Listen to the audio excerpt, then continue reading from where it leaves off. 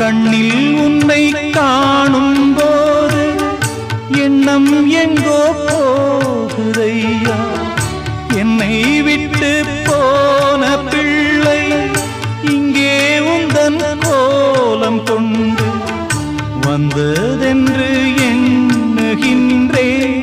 வாழ்த்து சொல்லி பாடுகின்றேன். கங்கை நீ என்றால் கரை